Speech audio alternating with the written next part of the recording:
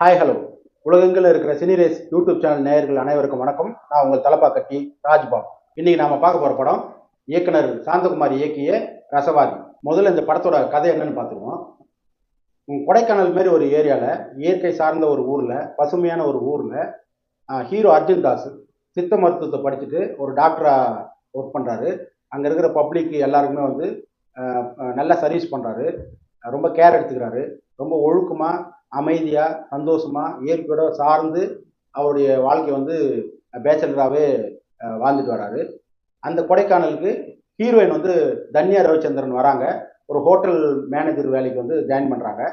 Join பண்ண உடனே அதே கொடைக்கானலுக்கு வந்து பார்த்தீங்கன்னாக்கா இன்ஸ்பெக்டர் சுஜித் சங்கரும் வந்துட்டு இன்ஸ்பெக்டராக வந்து சார்ஜ் எடுத்துக்கிறாரு. இப்போ இந்த 3 பேர் இருக்கிற கொடைக்கானல் நடக்கிற கதை என்னன்னு பார்த்தீங்கன்னா, ஹீரோவும் ஹீரோயினும் ஒரு பாயிண்ட்ல வந்து லவ் பண்ணுறாங்க. இப்போ இந்த இன்ஸ்பெக்டருக்கு வந்து அது வந்து பிடிக்கல. இப்போ அதை மீறி அவங்க 2 பேரையும் வந்துட்டு எப்படா பிரிக்குதுன்னு சொல்லிட்டு பல விஷயங்கள் வந்து ட்ரை பண்ணி அவங்கள டார்ச்சர் கொடுத்துட்ருக்காப்புல. இப்போ ஒரு பாயிண்ட்ல ஹீரோ வந்துட்டு இன்ஸ்பெக்டர் ஏன் நம்மளுக்கு தொந்தரவு கொடுக்குறான் அப்படின்னு சொல்லி ஒரு பிரச்சனை கிரியேட் பண்ணும்போது அது வந்து அவரால் இன்ஸ்பெக்டரால் தாங்கிக்க முடியல. நீங்கள் 2 பேரும் ஒன்றா சேர்றது எனக்கு பிடிக்கல அப்படின்ற மாதிரி சொல்லும்போது இப்போ இன்ஸ்பெக்டருக்கும் ஹீரோவுக்கும் என்ன பிரச்சனை, இன்ஸ்பெக்டர் எதிர்த்தது ஹீரோயின் வந்து ஹீரோ வந்து கைப்பிடிச்சாரா இல்லையான்றது மீதி கதை. பாசிட்டிவ் விஷயங்களை பற்றி ஃபர்ஸ்ட்டில் பார்த்துருவோம். இப்போ ஹீரோவை காட்டுறாங்க. ஓப்பனிங் சீன்லேயே வந்து பார்த்தீங்கன்னாக்கா ஒரு கரண்ட் ஷாக் அடித்து ஒரு பறவை வந்து கீழே விழுந்துடும். பசங்கள்லாம் கூடி நின்று அப்படியே பார்த்துட்டே இருப்பாங்க. அது இறந்துட்டு போகுதுன்ற ஒரு பில்டப் எல்லாம் கொடுத்துருப்பாங்க. இப்போ ஹீரோ ஒரு என்ட்ரி கொடுப்பாங்க. அதெல்லாம் அந்த ஸ்டாட்ஸ் எல்லாம் சூப்பராக இருந்துச்சு. ஹீரோ வந்து பார்த்தீங்கன்னாக்கா ஒரு கால் வந்து உடஞ்ச மாதிரி, ஹேண்டிகேப் மாதிரி, அதை புரிஞ்சுட்டு அழகாக வந்துட்டு அந்த புறாவை வந்துட்டு காப்பாற்றி பறக்க விடுவாப்புல. அப்பவே தெரியுது ஒரு ஹீரோ வந்துட்டு நேச்சரில் எவ்வளோ நேசிக்கிறாப்புல, பறவைகளை எவ்வளோ நேசிக்கிறாப்புல அப்படின்றது வந்து டைரக்டர் வந்து சூப்பராக கன்வே பண்ணியிருக்காங்க. அதே மாதிரி அவர் வந்து பேஷண்ட்ஸுங்களை பார்க்கும்போது அவங்களுடைய புரிதல் வந்து என்ன ப்ராப்ளம்ன்றது வந்து சைக்கலாஜிக்கலாகவும் அனலைஸ் பண்ணுறாப்புல. இது வந்து மாத்திரை மருந்து கொடுத்தா தான் சரிப்பட்டு வருமானதும் பார்த்துட்டு என்ன தேவையோ அந்த மாதிரி ட்ரீட்மெண்ட் கொடுக்கும்போது டைரக்டர் வந்து ஹீரோவோட கேரக்டரைசேஷன் எந்த அளவுக்கு ரொம்ப டீப்பாக அனலைஸ் பண்ணி செதுக்கி இருக்காருன்னு தான் நம்ம வந்து பாராட்டணும். அதே மாதிரி அந்த கேரக்டர் வந்து உள்வாங்கி அர்ஜுன் தாஸ் வந்து வாழ்ந்திருக்காருன்னு தான் சொல்லணும். ஏன்னா அவ்வளோ சூப்பராக, அவ்வளோ பொறுமையாக. ஏன்னா நீங்கள் அர்ஜுன் தாஸுடைய வாய்ஸ்ன்னு பார்க்கும்போது பார்த்தீங்கன்னா ஒரு மாதிரி பேஸ் வாய்ஸ் ஒரு மாதிரி வில்லன் மாதிரியே இருக்கும். பட் இந்த கேரக்டரில் பார்த்தீங்கன்னாக்கா ரொம்ப நம்ம ரசிக்கிற மாதிரி இருக்குது. அதெல்லாம் ரொம்ப ப்ளஸ்ஸாக இருக்குது. அதே மாதிரி ஒரு பாயிண்ட்ல வந்து ஒரு காட்டில் ஒரு இடத்துல உக்காந்து ஃபீல் பண்ணிருப்பாரு. அமைதியாக தான் இருப்பார். அப்போது திடீர்னு ஒரு பாம்பு ஒன்று வரும். இவர் பார்த்தோன்னே படம் எடுத்து சீரும். இப்போ நமக்கே ஒரு பெரிய ஷாக்கு. என்னடா அது திடீர்னு பாம்பு வந்து ஏதாவது பண்ணிடுமோன்ற மாதிரி ஒரு பில்டப் கொடுத்துட்டு திடீர்னு பார்த்தா அவன் நார்மலாக பார்க்கும்போதே அந்த பாம்பு வந்து சாஃப்ட் ஆகி அந்த மரத்தடியில் ஓடிடும். என்ன டேரக்டர் வந்து என்ன சொல்ல வராரு அப்படின்ற மாதிரி நம்மளுக்கு இருக்கும். பட் இருந்தாலும் இந்த கேரக்டர் வந்து அமைதியான முறையில் ஒரு சீறி வர ஒரு பாம்பை கூட அவருடைய பார்வையிலே வந்துட்டு சாஃப்ட் ஆகுறாருன்னும் போது ஒரு டாக்டரா அவருடைய மனசை வந்து எந்த அளவுக்கு ஸ்கிரிப்டில் வந்து ஒர்க் பண்ணியிருக்கிறாரு நம்மளால புரிஞ்சுக்க முடியுது. அது வந்து இயக்குனரை தான் வந்து இந்த ஒரு முழு வெற்றியை வந்து போய் சேரும்னு நினைக்கிறேன். இவர் ஆல்ரெடி வந்து பார்த்தீங்கன்னா மகாமுனி ஃபர்ஸ்ட் படம் மௌனகுரு இதுலேயே வந்து அவர் வந்து ஒரு சிறந்த இயக்குனர் அப்படின்றது வந்து நம்ம எல்லாருக்குமே தெரியும். அதுவும் வந்து பார்த்தீங்கன்னா அவருடைய பெஸ்ட்டு படத்தை வந்து மௌனகுரு. அது அந்த படத்தில் வர்ற ஒரு கேரக்டருமே வந்துட்டு அவ்வளோ பிடிச்சிருக்கும் நம்மளுக்கு. அந்த மாதிரி ஒரு இயக்கத்தில் இந்த படத்தில் அடுத்து வந்து பார்த்தீங்கன்னாக்கா ஹீரோயின் கேரக்டர் ஒரு ஐடி படித்த பொண்ணு ஒரு கொடைக்கானலில் வந்துட்டு மேனேஜராக ஒர்க் பண்ணும்போது அவள் ஏதோ ஒரு லைஃப்பில் வந்து ஒரு ப்ராப்ளத்தை வந்து ஃபேஸ் பண்ண முடியாமல் டிப்ரெஷனில் இருக்கும்போது அந்த போதைப் பொருள் ஸ்மோக் பண்ணுவான். அந்த சீன்லாம் பார்த்தீங்கன்னா தன்யா ரவிச்சந்திரன் வந்து ரொம்ப உள்வாங்கி. ஏன்னா சாதாரணமாக ஒரு ஹீரோயினா எப்படி இருப்பாங்க தமிழ் சினிமாவில், ஒரு பாட்டு இருக்கா இல்லை ஒரு கலகலப்பான ஒரு சீன்ஸ் இருக்கா அப்படின்ற மாதிரி இருக்கும். பட் இதில் வந்துட்டு அந்த கேஸ்டிங் வந்து செலக்ட் பண்ண விதம் வந்து பார்த்தீங்கன்னா டைரக்டருக்கும் வந்து ஒரு பெரிய ஒரு சல்யூட்டு. அதேமாதிரி தன்யா ரவிச்சந்திரனும் ரொம்ப சூப்பராக நடிச்சிருக்காங்க. இப்போ இந்த மாதிரி படங்கள் என்ன ப்ராப்ளம்னா நம்ம ஜென்ரலாக எதிர்பார்க்குற கேரக்டரைசேஷன் இருக்காது.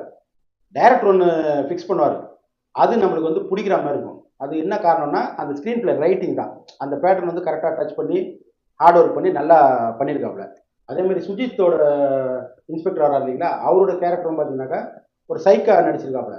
அதுவும் வந்து பார்த்தீங்கன்னா நீங்கள் படம் பார்க்கும்போது தெரியும். அவருடைய அந்த ஒரு ஒரு நார்மலான ஒரு லுக்கே பயங்கரமாக மிரட்டுற மாதிரி இருக்கும். இதில் வந்து சைக்கோ கேரக்டர் சேர்ந்து பண்ணும்போது நீங்கள் யோசனை பண்ணி பாருங்கள். படம் பிரமாதமாக மெட்டிருக்காப்புல சுஜித். இந்த படத்துக்கு ப்ளஸ்ன்னு பார்த்தீங்கன்னா அந்த சுஜித் சங்கரும் இன்ஸ்பெக்டராக பண்ணது மிகப்பெரிய பலம். அதே மாதிரி சார்பட்டா பரம்பரையில் வர குஸ்தி வாத்தியார் சுந்தர், அவரும் இதில் வந்து ஒரு எஸ்ஐ கேரக்டர் பண்ணியிருக்காரு.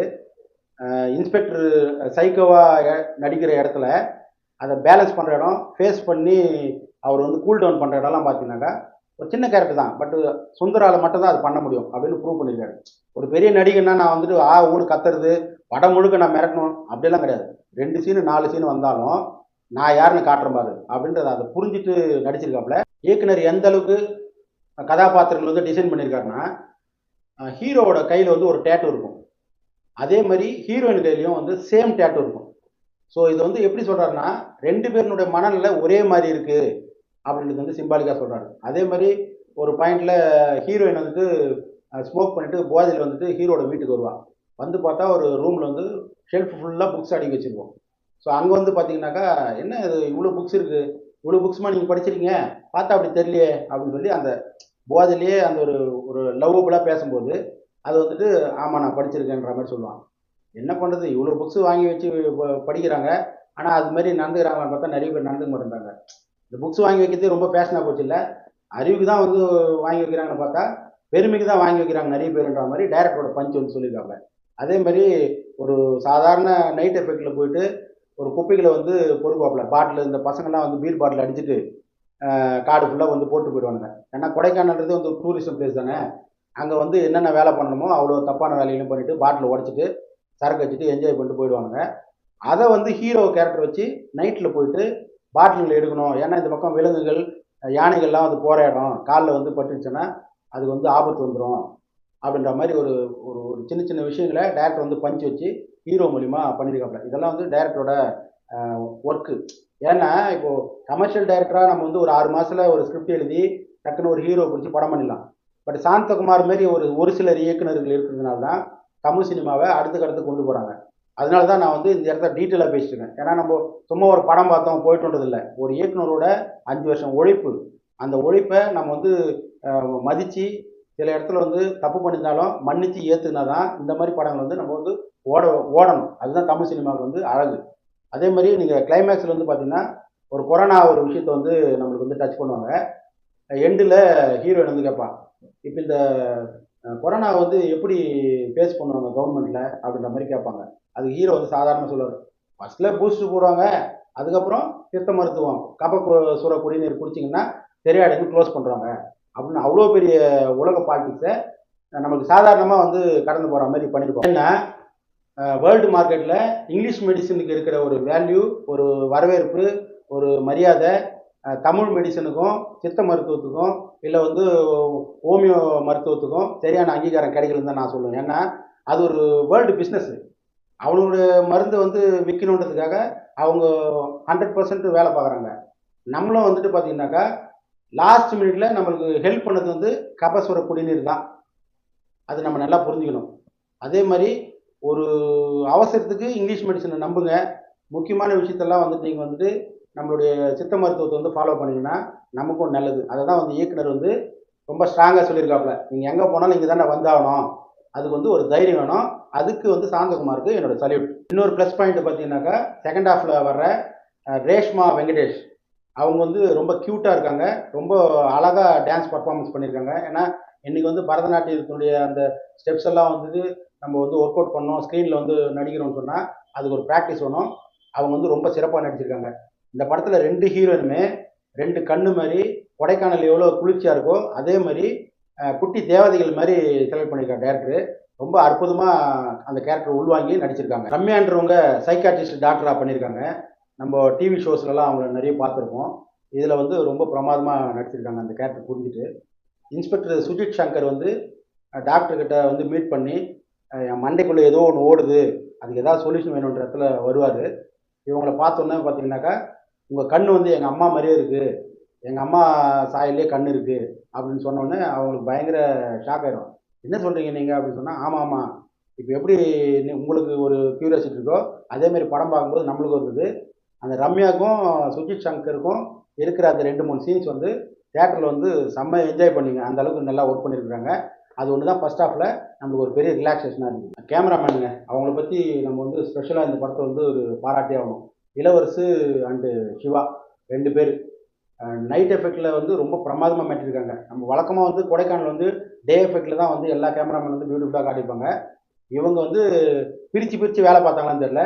நம்மளுக்கு வந்து அவ்வளோ சூப்பராக வந்து கன்வே பண்ணியிருந்தாங்க. ஒவ்வொரு கேரக்டரைசேஷனாக இருக்கட்டும், லொக்கேஷனாக இருக்கட்டும், அதே மாதிரி டேரக்டர் அந்த ஒரு கேரக்டர் இப்படி தான் வேணும்னு சொல்லி ஒரு டிசைன் பண்ணியிருப்பார்ல, அதுக்கு ஒரு லைட்டிங் எல்லாம் ஸ்பெஷலாக வந்து பண்ணி நம்மளுக்கு வந்து அவ்வளோ பிரமிப்பு போட்டிருக்காங்க.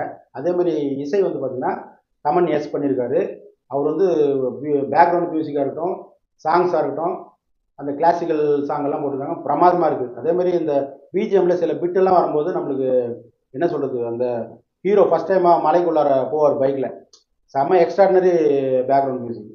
எதுக்கு நம்ம இது சொல்ல வரோம்னா, ஒரு படத்தை தூக்கி நிப்பாட்டதே வந்து ஒரு சைக்கோ த்ரில்லராக இருக்கட்டும், இல்லை இந்த மாதிரி ஒரு டைரக்டரோட படமாக இருக்கிறவங்களுக்கு மியூசிக் ரொம்ப ப்ளஸ்ஸாக இருக்கணும். இல்லைன்னா ஆடியன்ஸ் வந்து தூங்கிடுவாங்க. என்னடா அதை சொல்கிற நீ அப்படின்ற மாதிரி ஒரு லேக் வந்துடும். அதெல்லாம் ஃபுல்ஃபில் பண்ணது வந்து தமன் தான். அவர் வந்து 100% உழைப்பு கொடுத்துருக்காரு. அது நீங்கள் தேட்டரில் போய் பார்க்கும்போது எக்ஸ்பீரியன்ஸ் கிடைக்கும். அடுத்து எடிட்டர் சாபு ஜோசப். வல்லினம் என்ற படத்துக்கு 2013-14 நேஷனல் அவார்டு வாங்கின ஒரு எடிட்டர். இந்த படத்துக்கு வந்து அவ்வளோ பெஸ்ட்டு கொடுத்துருக்காரு. நீங்கள் படமாக பார்த்தீங்கன்னாக்கா நமக்கு டைரக்டர் என்ன நினச்சி இந்த இடத்துல ஒரு பயம் வரணும்னா அந்த பயம் வருது, இந்த இடத்துல வந்து ஒரு அமைதி வேணும்னா அது ஒரு அமைதி இருக்குது, அதை புரிஞ்சுட்டு அழகாக கட் பண்ணியிருக்காரு. அவருக்கு வந்து ஒரு சல்யூட். இந்த படத்தோட மைனஸ் என்னன்றது பார்த்துருவோம். இப்போ ஃபர்ஸ்ட் ஹாஃபில் பார்த்தீங்கன்னா ஒவ்வொரு கேரக்டரைசேஷனும் நல்லா டிசைன் பண்ண இயக்குனர் கதை எதை நோக்கி போகுது, திரைக்கதை நம்ம எதை ஃபாலோ பண்ணணுன்றதுல கொஞ்சம் தொய்வு இருக்குது. ஏன்னா இப்போது ஒரு உதாரணத்துக்கு ஒரு சைக்கோ இன்ஸ்பெக்டர் அப்படின்னு சொல்லி சொல்கிறாப்புல இயக்குனர். அவர் என்ன பண்ணுறாருன்னா ரம்யா சைக்காட்ரிஸ்ட்டை போய் பார்க்குறாரு. யாராவது சந்தோஷமாக இருந்தால் எனக்கு பிடிக்கல டாக்டர் அப்படின்னு கேட்குறாரு. இப்போது அந்த டாக்டர் இவங்களுக்கு என்ன பண்ணாங்க, இவர் வேலைக்கு மாத்திரை சாப்பிட்றாரா, இல்லை சின்ன வயசுலேருந்து அம்மா அப்பா போட்ட சண்டை தான் மண்டைக்குள்ளே ஓடுதுன்னு மண்டை பிச்சுக்கும் போது இவர் அதுக்கு ஏதாவது சொல்யூஷன் தரான்னு பார்த்தா இயக்குனர் சரியான திரைக்கதை பண்ணலை. அதே மாதிரி இவர் பார்க்கும்போது இவர் லூஸா சைக்கோவா அப்படின்ற ஒரு இடம் வந்து பார்க்குற ஆடியன்ஸுக்கு நம்மளுக்கு தோணுது. ஏன்னா ஒரு எலியை வச்சு அவர் வந்து கொடூரமாக வந்துட்டு சாகடிக்கணும்னு பிளான் பண்ணுறாப்புல. ஃபஸ்ட்டு சமுட்டி எடுத்து அடித்து கொள்ளலாமான்னு பார்க்குறாப்புல. திடீர்னு ஓடி போயிட்டு பெட்ரோல் ஊற்றி கொளுத்தி அது ஓடி போய் எரிஞ்சிட்டே ஓடி போகிறத பார்த்து ரசிக்கிற ஒரு கேரக்டரு அது பக்கத்தில் ஹீரோட ஃபோட்டோ போடுவாப்புல. இப்போ இதுமாரி தான் நான் அவனை கொல்ல போகிறேன்னு சொல்கிறவரு ஹீரோ எப்படி டார்ச்சர் பண்ணாருன்னு சொல்லி சீன்ஸ் இருக்குதான்னு பார்த்தா அது எதுவுமே இல்லை. அப்போ நமக்கு எப்படி தோணுதுன்னா சில சீன்ஸ் நல்லா இருக்கிற மாதிரியும் சில சீன்ஸ் வந்துட்டு சுமாராக போகுதுன்ற இடத்துல ஆட்டோமேட்டிக்காக ஒரு போர் அடிக்குது, ஒரு சின்ன லேக் வருது, நம்மளால் உணர முடியுது. இப்போ இந்த சைக்கோ இன்ஸ்பெக்டர் வந்து ஹீரோயினை ஏதாவது பண்ணிடுவானோ அப்படின்ற ஒரு பயம் வருதான்னு பார்த்தா நம்ம படம் பார்க்குற ஆடியன்ஸுக்கு அது வரல. அது காரணம் என்னன்னா இவன் ஆரம்பத்திலே ஒரு கொலை பண்ணுவான். அது வந்து இப்போ நீங்கள் ராட்சசன் படம்லாம் பார்த்தீங்கன்னு வச்சுங்களேன், அந்த வில்லன் வந்துட்டு கொடூரமாக கொலை பண்ணுறது பார்த்தா நம்மளுக்கு ஒரு பயம் வரும். ஸோ அந்த மாதிரி ஒரு பயம் இந்த இன்ஸ்பெக்டர் சுஜித் பார்க்கும்போது நம்மளுக்கு வரல. மொத்தத்தில் இந்த படம் எப்படி இருக்குது, நாங்கள் பார்க்கணுமா வேணாமாடா அப்படின்னு நீங்கள் நினைக்கிறது எனக்கு புரியுது. மௌனகுரு மாதிரி கேரக்டரைசேஷன் அமைச்சு நல்ல ஸ்க்ரீன் பிளே பண்ணி தமிழ் சினிமாவுக்கு ஒரு பெரிய ஒரு இயக்குனர் கிடைச்சிட்டாருன்ற சந்தோஷத்தோட இந்த படத்தை நீங்கள் போய் பார்க்கும்போது அதே திரைக்கதை வேகத்தில் இதில் கொண்டு வந்திருந்தாக்கா கண்டிப்பாக இந்த படம் 100% வெற்றி அடைஞ்சு. இந்த ரிவ்யூ உங்களுக்கு பிடிச்சிருக்குன்னு நம்புகிறேன். லைக் பண்ணுங்கள், சப்ஸ்கிரைப் பண்ணுங்கள், உங்கள் ஃப்ரெண்ட்ஸுங்களுக்கு ஷேர் பண்ணுங்கள், அதே மாதிரி கமெண்ட்ஸ் பண்ணுங்கள். அடுத்த ஒரு நல்ல வீடியோவில் உங்களை சந்திக்கிறேன். Until then signing out, Thalappakatti Rajbabu.